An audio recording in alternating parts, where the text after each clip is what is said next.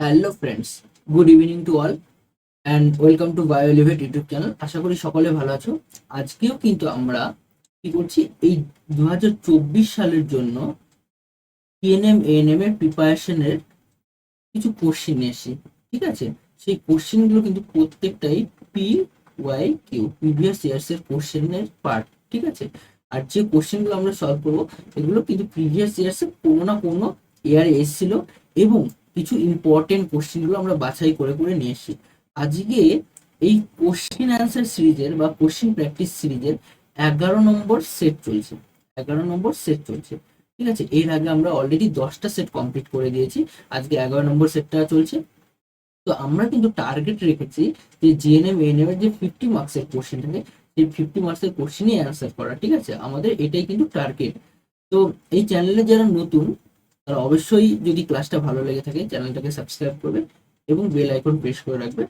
আর আশা করছি তোমরা, যদি ক্লাসটা ভালো লাগে, অবশ্যই ভিডিওটাকে লাইক করবে, শেয়ার করবে অ্যান্ড কমেন্টে জানাবে যে কোথায় কোনো প্রবলেম আছে কিনা এবং সেটা কিভাবে সলভ করা যায়। ঠিক আছে, চলো তাহলে আমরা শুরু করি। আজকে ফার্স্ট কোশ্চেন: প্রজনন পরীক্ষা ব্যবহার করে কোন বিজ্ঞানী বংশগতি সূত্র আবিষ্কার করে? বংশগতি মানে জেনেটিক্স।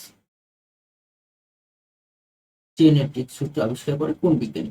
তাহলে এক এক করে দেখে নিই। ল্যামার্ক। ল্যামার্ক কি জেনেটিক সূত্র আবিষ্কার করেছিল? না, ল্যামার্ক হচ্ছে অঙ্গের অঙ্গের ব্যবহার অব্যবহার ব্যবহার অব্যবহার সূত্র আবিষ্কার করেছিলেন। অঙ্গের ব্যবহার অব্যবহার সূত্র আবিষ্কার করেছিলেন গ্রেগর জোহান মেন্ডেল। ইনি কিন্তু জেনেটিক্স ফর্মুলা আবিষ্কার করেন। ঠিক আছে, জেনেটিক্স ফর্মুলা ফর্মুলা আবিষ্কার করেন। চার্লস ডারউইন কি করেছিলেন? চার্লস ডারউইন হচ্ছিল ন্যাচারাল সিলেকশন বা প্রাকৃতিক নির্বাচনবাদের বক্তব্য পেশ করেন। Natural selection. আর স্ট্যানলি মিলার হচ্ছে কেমিক্যাল বিবর্তনবাদ বা রাসায়নিক বিবর্তনবাদ এর মতবাদ প্রকাশ করেন। ঠিক আছে, তাহলে বোঝা গেল। তাহলে আমাদের সঠিক অ্যান্সার হয়ে যাবে Gregor Johann Mendel. Answer B নম্বরটা আমাদের সঠিক উত্তর। তারপরের কোশ্চেনে চলে যায়। বলছে বিবিআরআর জিনোটাইপ যুক্ত গিনিপিগ থেকে কত ধরনের গ্যামেট উৎপন্ন হবে? তাহলে ফার্স্ট আমাদের বুঝতে হবে যে গ্যামেট কিভাবে বের করা হয়। দেখো, এখানে বলেছে বিবি স্মলার। তাহলে এখান থেকে আমাদের গ্যামেট বের করার আগে আমাদের দেখতে হবে যে এই জায়গা থেকে হেটারো গ্যামেট কতগুলো হয়। তাহলে এইটা কেবলমাত্র হেটারো গ্যামেট। এইটা কি হবে? হেটারো গ্যামেট, তাই তো? Hetero gamete. আর এইটা কি হবে? এইটা হবে হোমোগ্যামেট, তাই তো? তাহলে আমাদের ফর্মুলা হচ্ছে 2 to the power n। এখানে n সমান সমান হবে হেটারোগ্যামেট। তাহলে হেটারোগ্যামেট এখানে কয়টা আছে? এখানে একটাই হেটারোগ্যামেট আছে, যেটা হচ্ছে B, capital B small B. তাহলে আমাদের 2 to the power n এর জায়গায় 1 হবে, তার মানে 2 রকম গ্যামেট তৈরি হবে। তাহলে এখানে দেখো 2 রকম গ্যামেট উত্তর আছে। তাহলে আমাদের সঠিক উত্তর হয়ে যাবে 2, যেটা হচ্ছে অপশন এ তে ছিল। ঠিক আছে, এবার তোমাদের যদি আর একটা দেওয়া যায়, capital B small B capital R small R, তাহলে এখান থেকে কত ধরনের গ্যামেট উৎপন্ন হয়? তাহলে দেখো, এইটা একটা হেটারো, এইটা একটা হেটারো, তার মানে দুটো হেটার আছে। তাহলে 2 to the power n, তার মানে হচ্ছে 2 এর স্কোয়ার ইকুয়াল টু 4 ধরনের গ্যামেট তৈরি হবে। ঠিক আছে, তাহলে তোমরা এইভাবে দেখতে পারো। তাহলে তোমাদের জন্য, আজকের জন্য যদি একটা হোমওয়ার্ক দিই, তাহলে তুমি বলবে capital A small A capital B small B capital C এইখান থেকে কত ধরনের গ্যামেট তৈরি হবে, এইটা হচ্ছে তোমাদের এইচডব্লিউ থাকবে। ঠিক আছে, তারপরে কোশ্চেনে চলে যায়। দুটি শঙ্কর লম্ব মটর গাছের মধ্যে সংকরায়ন করানো হলে পরবর্তী অপত্য শঙ্কর লম্ব মটর গাছ পাওয়া যাবে কতগুলো? তাহলে আমাদের বুঝতে হবে যে কি চাইছে, শঙ্কর লম্বা মটর গাছ চাইছে, তাই তো? তাহলে শঙ্কর লম্বা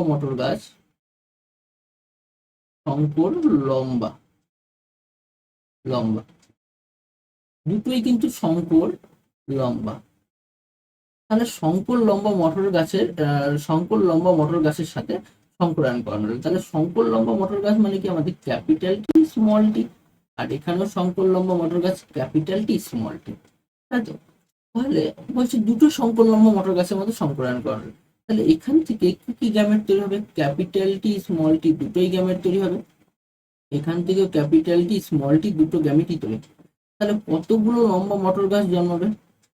দেখো, তাহলে এইটা ক্যাপিটাল টি এটা লম্বা হয়ে গেল, ক্যাপিটাল টি স্মল টি এটাও লম্বা হয়ে গেল। তারপরে যদি দেখি আমরা capital T small tea, capital T small tea এটাও লম্বা হয়ে গেল, স্মল টি, তাই তো? এটা বেটে গেল। বলছি যে সংকর লম্বা মটর গাছ পাওয়া যাবে কতগুলো? সংকর লম্বা মটর গাছ পাওয়া যাবে। তাহলে দেখো, এইটা হচ্ছে খাঁটি লম্বা, খাঁটি লম্বা, এইটা তো চাচ্ছে না। তাহলে আর এটা হচ্ছে খাঁটি বেটে, খাঁটি বেটে, এটাও চাচ্ছে না আমাদের। চাচ্ছে আমাদের কি? সংকর লম্বা চাচ্ছে, তাই তো? তাহলে সংকর লম্বা, এইটা একটা সংকর লম্বা, এইটা একটা সংকর লম্বা, তাই তো? এটা হচ্ছে সংকর লম্বা, এটাও সংকর লম্বা, সংকর লম্বা। তার মানে কি? দেখো, এইটা 25%, এটাও 25, এটাও 25, এটাও 25। তাহলে এই দুটো মিলে সংকর লম্বা 50%, তাই তো? তাহলে আমাদের সংকর লম্বা মটর গাছ পাওয়া যাবে। আমাদের সঠিক উত্তর হয়ে যাবে বি নম্বরটা, 50%। আমাদের সঠিক উত্তর হয়ে যাবে সংকর লম্বা বি নম্বরটা 50%। ক্লিয়ার? এইটা আমাদের সঠিক উত্তর। এই অবধি কোনো প্রবলেম? তারপরের কোশ্চেনে চলে যায় আমাদের নেক্সট। ঘোড়ার অভিব্যক্তিতে নিজের কোন সজ্জাক্রমটি সঠিক?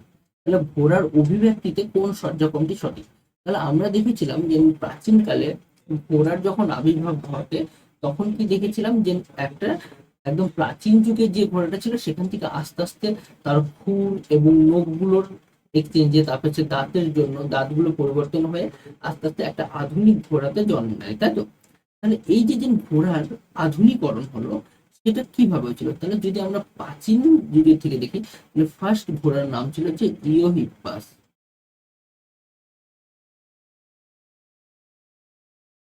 ইওহিপ্পাস। আর এখন ঘোড়ার নাম হচ্ছে ইকুয়াস, ঠিক আছে? তাহলে এই ইওহিপ্পাস হচ্ছে সবচেয়ে ওল্ড, সবচেয়ে ওল্ড, আর ইকুয়াস হচ্ছে অ্যাডভান্স বা মডার্ন, ঠিক আছে? তাহলে ফার্স্ট আবির্ভাব হচ্ছিল ইওহিপ্পাস এবং ফাইনাল হচ্ছে ইকুয়াস। তাহলে আমরা এখানে দেখো, ইওহিপ্পাস এটাও আছে ফার্স্টে, আর ইওহিপ্পাস এখানেও আছে ফার্স্টে।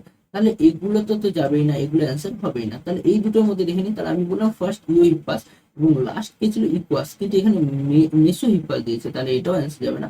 তাহলে আমাদের অ্যান্সার হয়ে যাচ্ছে ইওহিপ্পাস, ডি নম্বরটা, ডি নম্বরটা আমাদের অ্যান্সার হয়ে যাচ্ছে। তাহলে দেখি, তাহলে ফার্স্ট এসেছিল ইওহিপ্পাস, তারপরের যে ঘোড়াটা এসেছিল তার নাম ছিল হচ্ছে মেসোহিপ্পাস, তার নাম ছিল হচ্ছে মেসোহিপ্পাস। তারপরে হচ্ছে মেরিচিপ্পাস, মেরিচিহিপ্পাস।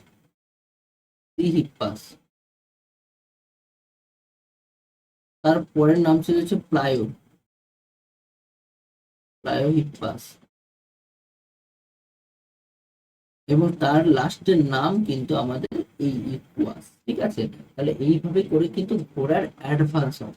তারপরের কোশ্চেনে চলে যায়, সমবৃত্তীয় অঙ্গের বৈশিষ্ট্য কোনটা? আগে আমাদের বুঝতে হবে সমবৃত্তীয় অঙ্গ কোনটা।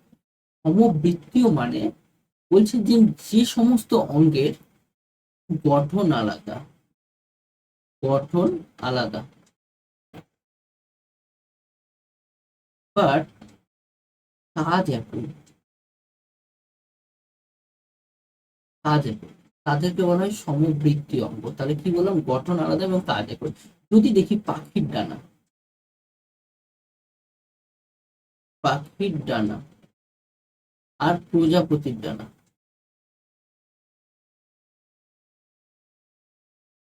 তাহলে দুজনেই কিন্তু দুজনের কাজ কি? পাখির ডানারও কাজ উঠতে সাহায্য করে, পাখির ডানাও কি করে? পাখির ডানাও, যদি পাখির ডানা দেখি, তাহলে পাখির ডানা এরকম এরকম হয়, আর প্রজাপতির ডানা হচ্ছে এইরকম হয়, তাই না?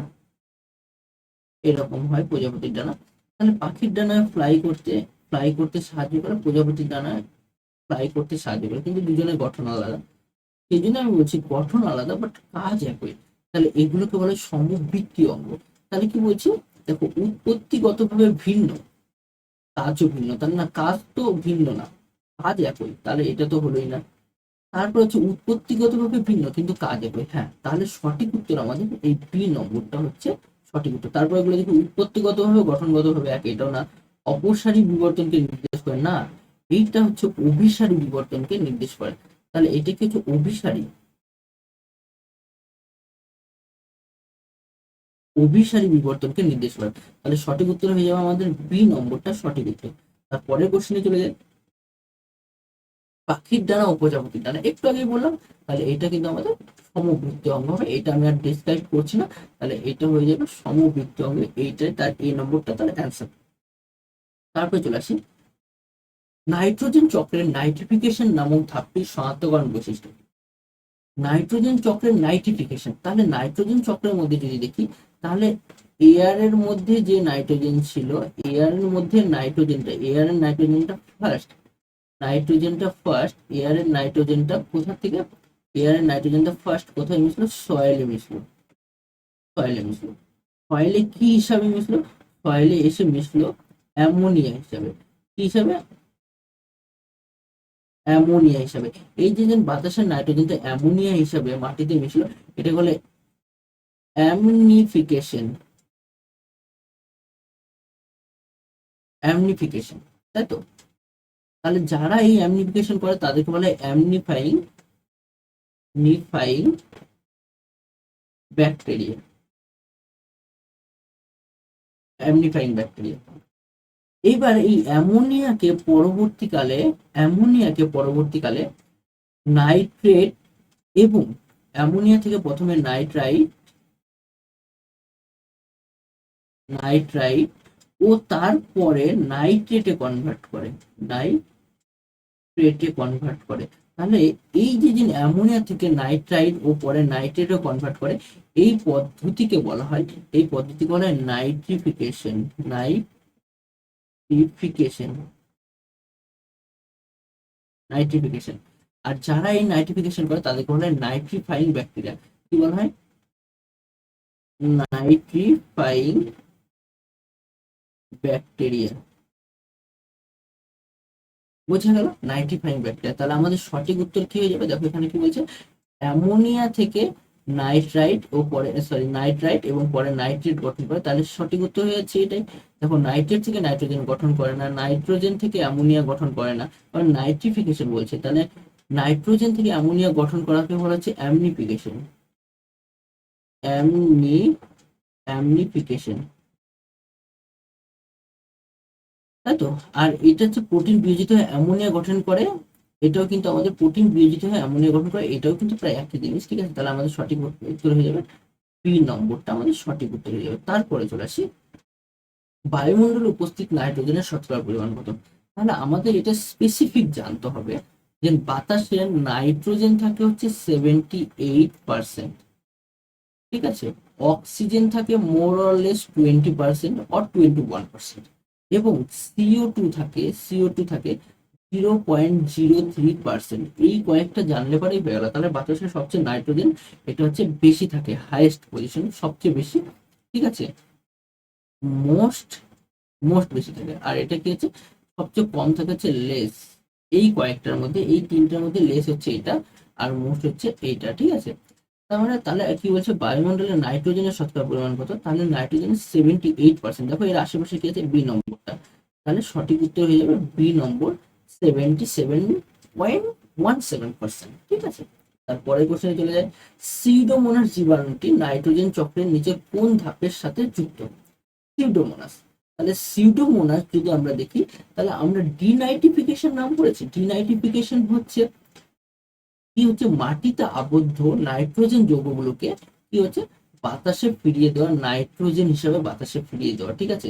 তাহলে এইটা হচ্ছে ডিনাইট্রিফাইং ব্যাকটেরিয়া, সিউডোমোনাস হচ্ছে ডিনাইট্রিফাইং ব্যাকটেরিয়া, আর এটা ডিনাইট্রিফিকেশনের সাথে যুক্ত।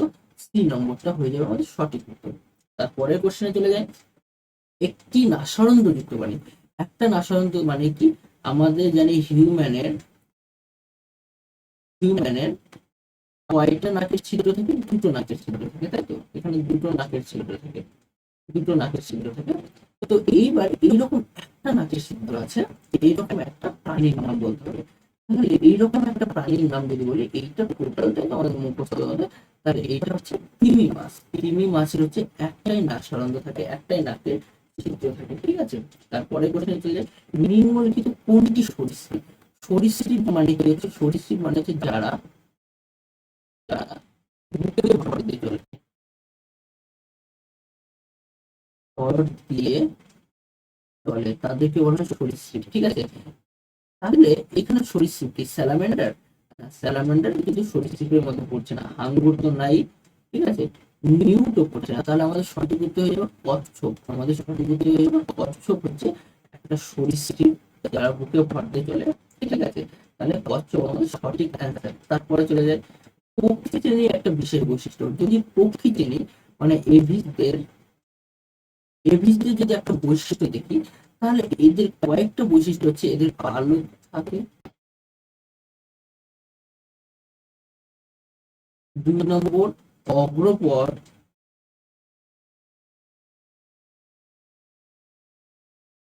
অগ্রপদ কিসে রূপান্তরিত হয়েছে? ডানাতে রূপান্তরিত হয়েছে। 3 নম্বর যদি হয় চোয়াল নেই, চোয়াল নেই, চোয়ালের পরিবর্তে কি হয়েছে? ঠোঁট হয়েছে, ঠোঁট বা চঞ্চু, চঞ্চু চঞ্চু হয়েছে। এবং চঞ্চুতে কোনো কিন্তু দাঁত নেই, চঞ্চুতে কোনো দাঁত নেই। তাহলে আর কি বলছে দেখো, শীতল রক্ত বিশিষ্ট মানে না, প্রকৃত শীতল রক্ত বিশিষ্ট নাই। শীত ঘুমে যায় না, পাখিরা কখনোই শীত ঘুমে যায় না, সবগুলি ঠিক, এটা তো না।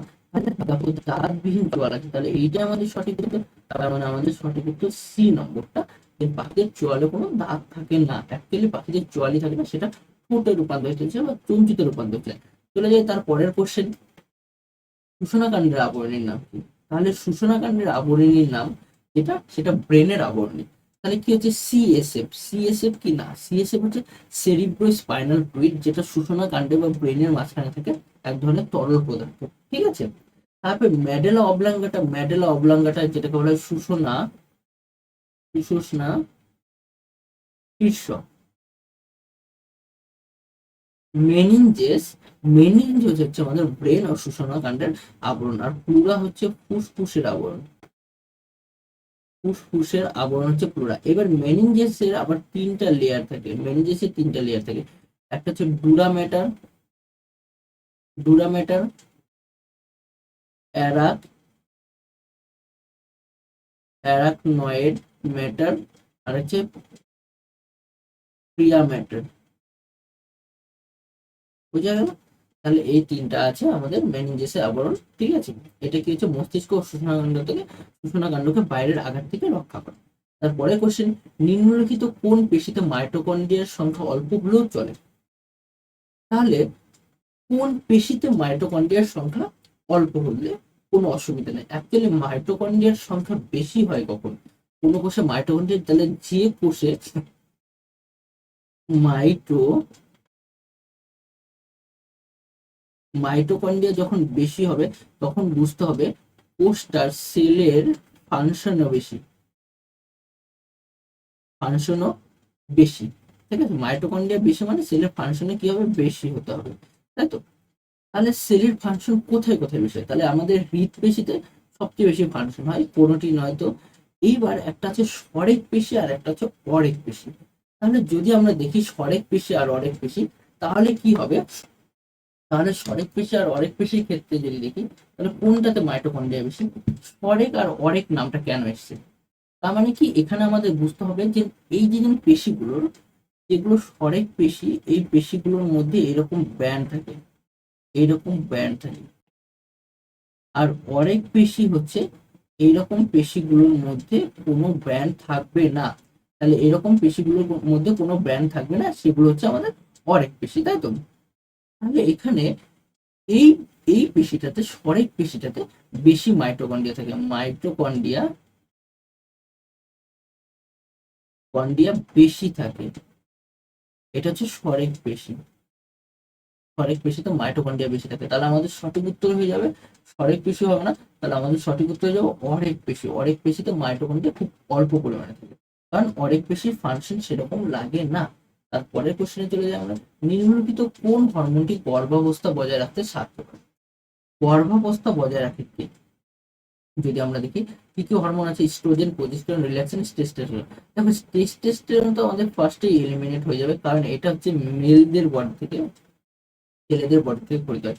রিল্যাক্সিন কি হচ্ছে, জরায়ু সংকোচন প্রসারণ। রিল্যাক্সিন কখন রিল্যাক্সিন রিলিজ হয় যখন বাচ্চা প্রসব হয়, মানে সরি প্রসবের সময় রিল্যাক্সিন পরিত হয়। প্রোজেস্টেরন আর ইস্ট্রোজেন, আমরা ইস্ট্রোজেন হচ্ছে নারী সুলভ আচরণের জন্য দায়ী, তাই তো। এবং প্রোজেস্টেরন হচ্ছে যখন কি আছে, কোন একটা মহিলা প্রেগনেন্ট থাকবে, তখন কিন্তু এই প্রোজেস্টেরন রিলিজ হয়ে নেক্সট যাতে রজচক্র না হয় সেটা কিন্তু বন্ধ করে রাখবে আমাদের প্রোজেস্টেরন। তাহলে এই প্রোজেস্টেরনই কিন্তু গর্ভাবস্থা বজায় রাখতে সাহায্য করে। তাহলে কোন হরমোন গর্ভাবস্থা বজায় রাখতে সাহায্য করে? প্রোজেস্টেরন। তাহলে আমাদের সঠিক উত্তর হয়ে যাবে বি নম্বর। তারপরের কোশ্চেনে চলে যাই আমরা, জীবাণুর বিরুদ্ধে প্রতিরোধ ব্যবস্থা করতে যে রক্তকণিকা থাকে, তাহলে আমাদের ব্লাড সেল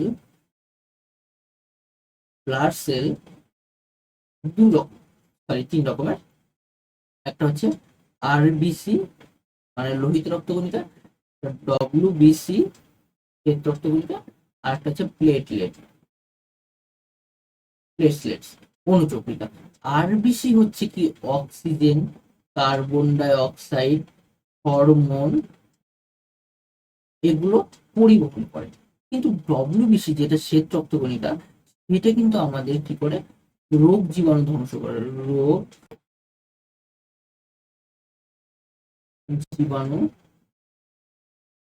করে, তাহলে এখানে কি বলেছে, শ্বেত দেহের জীবাণুর বিরুদ্ধে প্রতিরোধ করে ব্যবস্থা করে তোলে কে? আচ্ছা, অনুচক্রিকাটা বাকি থেকে গেছে, এটা হচ্ছে রক্ত ব্লাড ক্লটিং করায়, ব্লাড ক্লটিং করাতে হেল্প করে। তাহলে ডব্লিউবিসি আমাদের কি হচ্ছে, দেহের প্রতিরোধ ব্যবস্থা করে তুলছে কে?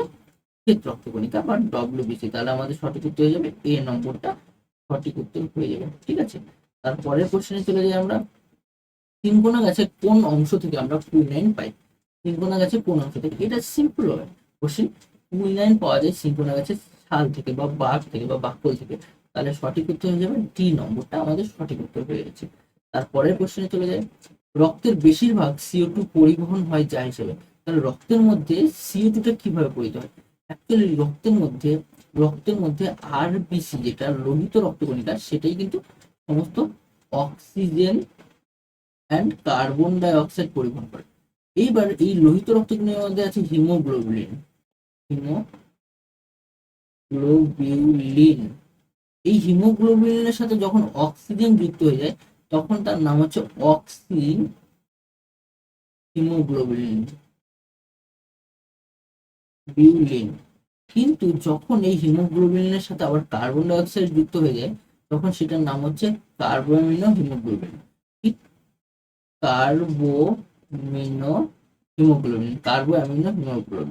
তাহলে এখানে আমাদের কার্বন ডাই অক্সাইড পরিবহন করে, সেটাকে বাইকার্বনেট হিসাবে পরিবহন করে। অনেক বইয়ে কার্বক্সি হিমোগ্লোবিন হিসাবেও থাকতে পারে, তাহলে এই দুটোর মধ্যে আমাদের হয়, কিন্তু আমরা বেশিরভাগই অ্যান্সার নিব হচ্ছে বাইকার্বনেট হিসাবে।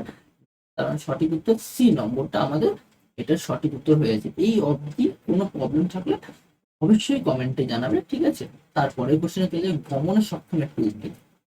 গমনে সক্ষম যদি একটা উদ্ভিদ দেখি, তাহলে গমন করতে পারে এমন একটা উদ্ভিদের নাম। তাহলে জেনারেলি আমরা জানি যে কোনো উদ্ভিদটাই গমন করতে পারে না, কিন্তু আছে। যেমন গমনে সক্ষম কিছু উদ্ভিদ যদি দেখি, একটা হচ্ছে ক্ল্যামাইডোমোনাস,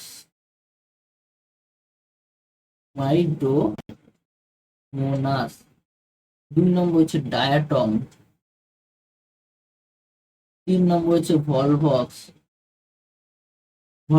এরা হচ্ছে গমন করতে পারে, ঠিক আছে, গমনে সক্ষম উদ্ভিদ। তাহলে এখানে দেখি যে ভলভক্স আছে, ক্ল্যামাইডোমোনাস আছে, তাহলে সঠিক উত্তর হয়ে যাবে এ এন্ড বি উভয়, তিন নম্বরটা। এই যে ক্ল্যামাইডোমোনাস, ভলভক্স, এরা যে গমন করতে পারে, এরা যে ধরনের চলন দেখা যায় সেটাকে বলা হয়, সেই মানে রকম চলনকে বলা হয় ট্যাকটিক চলন। ট্যাকটিক চলন, ঠিক আছে, কারণ এরা এক জায়গা থেকে আরেক জায়গায় যাচ্ছে, সামগ্রিক চলন বলা হয় ট্যাকটিক চলনকে। তারপর চলে যায় আলোর তীব্রতার নির্ভরশীল উদ্ভিত্তিক বক্র চলনকে। দেখো এখানে তিনটা পার্ট কিন্তু বলে দিয়েছে, কোশ্চেনটা ভালো করে দেখবে। এক নম্বর হচ্ছে তীব্রতা, তীব্রতা দ্বারা যে চলন হয় সেটা হচ্ছে ন্যাস্টিক চলন। কি বললাম? ন্যাস্টিক চলন। আলোর তীব্রতা মানে আলো আছে, তার মানে হচ্ছে ফোটো, ফোটো। তাহলে আলোর তীব্রতার উপর নির্ভরশীল বক্র চলনকে ন্যাস্টিক চলন, মানে অবভিয়াসলি তীব্রতা বললে পরে ন্যাস্টিক বুঝতে হবে। তাহলে আলোর তীব্রতা দ্বারা যদি হয় তাহলে হচ্ছে ন্যাস্টিক চলন, কিন্তু কোন ন্যাস্টিক? আলোর তীব্রতা দ্বারা, সেজন্য ফোটো ন্যাস্টিক। তাহলে দেখো ফোটো টপিক তো হবেই না, কারণ ফোটো টপিকে উদ্দীপকের তীব্রতা না, উদ্দীপকের গতিপথ, গতিপথ নির্ধারণ করে। থার্মোন্যাস্টিক, থার্মো আসলে হচ্ছে টেম্পারেচার থেকে, তাপের উপর নির্ভরশীল, তাহলে এটাও হচ্ছে না। দেখো এখানে বলেছে ফোটো ন্যাস্টিক আর হচ্ছে ফোটো ট্যাকটিক। ট্যাকটিক চলন হয়, ট্যাকটিক চলনকে বক্র চলন বলে না, বক্র চলন না, ট্যাকটিক চলন বক্র চলন না, ট্যাকটিক হচ্ছে সামগ্রিক চলন। কি চলন? সামগ্রিক চলন। তাহলে এটা দেখা যায় ট্যাকটিক, ফোটো ট্যাকটিক দেখা যায় ক্ল্যামাইডোমোনাস ভলভক্স, এর ক্ষেত্রে ফোটো ট্যাকটিক দেখা যায়।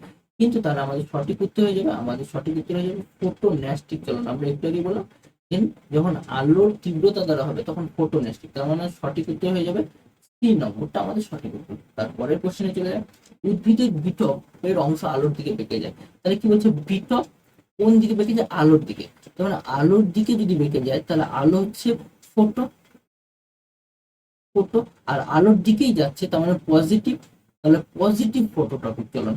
দেখো পজিটিভ ফোটো টপিক চলন এটা, কারণ বেঁকে যায় বলেছে, ঠিক আছে। তাহলে ফোটো ট্যাকটিক হবে না, কারণ ট্যাকটিক হলে এবারে কি হচ্ছে সামগ্রিক চলন হয়ে যাবে, সামগ্রিক চলন হয়ে যাবে। আর ফোটো ন্যাস্টিক হলে পারে, ন্যাস্টিক হলে পারে তীব্রতা দ্বারা হবে, তীব্রতা দ্বারা হবে, তীব্রতা। আর যদি প্রকরণ চলন হয়, প্রকরণ চলন দেখা যায় বন চালালে, জোয়ান চারাল উদ্ভিদে প্রকরণ চলন দেখা যায়। তারপরে কোশ্চেন, তাহলে আমাদের সঠিক উত্তর হয়ে যাবে কি? আমাদের সঠিক উত্তর হয়ে যাবে এ নম্বরটা আমাদের সঠিক উত্তর হয়ে যাচ্ছে। তারপরে কোশ্চেন চলে যায়, মানুষের প্রতিটি দেহকোষে অটোজোমের সংখ্যা কত? মানুষের দেহকোষে টোটাল দেহের 46টা ক্রোমোজোম থাকে। এবার 46টা ক্রোমোজোমের মধ্যে 44টা হচ্ছে অটোজোম, আর দুটো হচ্ছে সেক্স ক্রোমোজোম, তাই তো? Sex chromosome. তাহলে অটোজোমের সংখ্যা কতগুলো? 44টা। তাহলে আমাদের সঠিক উত্তর হয়ে যাবে 44টা অটোজোম, তার মানে বি নম্বরটা সঠিক উত্তর হয়ে যাবে। ঠিক আছে, তারপরে কোশ্চেনে চলে যায়, যে ক্রোমোজোমের শেষ প্রান্তে সেন্ট্রোমিয়ার থাকে তাকে কি বলা হয়? তাহলে সেন্ট্রোমিয়ার অবস্থান অনুযায়ী ক্রোমোজোমকে চার ভাগে ভাগ করা যায়। একটা হচ্ছে মেটাসেন্ট্রিক, একটা হচ্ছে সাবমেটাসেন্ট্রিক, একটা হচ্ছে acrocentric, and another one is telocentric. তাহলে কি বলছে? যে ক্রোমোজোমের শেষ প্রান্তে, এটা হচ্ছে মেটা, এটা হচ্ছে সাবমেটা, এটা হচ্ছে অ্যাপ্রো, এন্ড এটা হচ্ছে টেলো। তাহলে কি বলছে? শেষ প্রান্তে সেন্ট্রোমিয়ার থাকে। দেখো তাহলে এই টেলোসেন্ট্রিকের যদি আমরা দেখি, টেলোসেন্ট্রিকের একদম শেষের দিকে একটা সেন্ট্রোমিয়ার থাকে কিন্তু একটা বাহু নেই, তাহলে এইটা হচ্ছে টেলোসেন্ট্রিক। আর টেলোসেন্ট্রিক সবসময় ইংরেজি অক্ষরে আই আকৃতি ধারণ করে, কোন দশায়? অ্যানাফেজ দশায়। কোন দশায়? অ্যানাফেজ দশায়। অ্যানাফেজ দশায় আই আকৃতি ধারণ করে। তারপরে তাহলে কি অ্যান্সার হয়ে যাবে? তাহলে দেখো শেষ প্রান্তে থাকে, তাহলে আমাদের হয়ে যাবে টেলোসেন্ট্রিক ক্রোমোজোম। তাহলে সঠিক অ্যান্সার হয়ে যাবে ডি নম্বরটা। তারপরে যদি চলে যাই, স্বাভাবিক পুরুষদের দেহে ক্রোমোজোমের সংযুতি হলো। তাহলে ক্রোমোজোম থাকে টোটাল 46টা, এবং তার মধ্যে 44টা অটোজোম এবং দুটো সেক্স ক্রোমোজোম, তাই তো? এবার এই সেক্স ক্রোমোজোম যদি ছেলেদের ক্ষেত্রে দেখি, ছেলেদের ক্ষেত্রে সেক্স ক্রোমোজোম হচ্ছে এক্স ওয়াই, এবং মেয়েদের ক্ষেত্রে সেক্স ক্রোমোজোম হচ্ছে এক্স এক্স। ঠিক আছে, তাহলে কি বলছে? স্বাভাবিক পুরুষদের দেহে, তাহলে স্বাভাবিক পুরুষদের দেহে 44টা অটোজোম আছে। তাহলে 44টা অটোজোম, দেখো 46টা, তাহলে এটা ক্যান্সেল, 46টা অটোজোম থাকতেই পারে না। 44টা অটোজোম, 44টা অটোজোম, 44টা অটোজোম, ঠিক আছে। তারপরে কি বলছে? 44টা অটোজোমের পরে কি বলছে? পুরুষদের দেহে কথা বলছে। তাহলে পুরুষদের দেহে কি থাকে? ছেলেদের দেহে এক্স ওয়াই থাকে। তাহলে এখানে এক্স ওয়াই, তার মানে আমাদের সঠিক উত্তর হয়ে যাবে সি নম্বরটা, আমাদের সঠিক উত্তর হয়ে যাবে সি নম্বরটা। এইটা কেন হলো না, এটা হচ্ছে মেয়ে হবে কারণ দেখো এখানে এক্স এক্স আছে, ঠিক আছে। তারপরে কোশ্চেন চলে যায়, মটর গাছের নিম্নলিখিত বৈশিষ্ট্যের মধ্যে প্রচ্ছন্ন বৈশিষ্ট্য কোনটা? তাহলে প্রচ্ছন্ন বৈশিষ্ট্য যদি দেখি, তাহলে প্রচ্ছন্ন বৈশিষ্ট্য কোনটা? কুঞ্চিত বীজ। কারণ আমরা প্রকটে দেখেছিলাম, প্রকটে প্রকট প্রকটে দেখেছিলাম কুঞ্চিত বীজ হয় না, গোলাকার বীজ হয়, ঠিক আছে। তাহলে প্রকট হবে গোলাকার, কিন্তু এটা কিন্তু প্রচ্ছন্ন। হলুদ রঙের বীজ, এটা তো ঠিকই আছে। আর এর প্রচ্ছন্ন হবে হচ্ছে হলুদ রঙের সাথে সবুজ সবুজ রঙের বীজ। বেগুনি রঙের বীজ না, এটা হচ্ছে ফুল হবে। বেগুনি রঙের ফুলের বদলে এখানে কি হচ্ছে, সাদা সাদা রঙের ফুল, এটা হচ্ছে প্রচ্ছন্ন। প্রচ্ছন্ন কাক্ষিক পুষ্প, এটা কিন্তু প্রকট ছিল। এর প্রচ্ছন্ন হবে হচ্ছে অগ্রমুকুল, এটা হচ্ছে প্রচ্ছন্ন। তাহলে প্রচ্ছন্ন চেয়েছে, তাহলে দেখো এখানকার মধ্যে প্রচ্ছন্ন হচ্ছে কুঞ্চিত বীজ, তাহলে আমাদের সঠিক উত্তর হয়ে যাবে এ নম্বর। তারপরে কোশ্চেন, তাহলে আজকে আমরা কিন্তু এখানেই টোটাল 25টা কোশ্চেন সলভ করলাম। যদি কোশ্চেন গুলো ভালো লেগে থাকে বা ক্লাসটা যদি ভালো লেগে থাকে, তাহলে অবশ্যই চ্যানেলটাকে সাবস্ক্রাইব করবেন এবং ভিডিওটা সম্পূর্ণ দেখার জন্য সবাইকে ধন্যবাদ। ঠিক আছে, চলো আজকের মতো এখানে, পরের দিন আবার দেখা হচ্ছে। Tata, bye bye.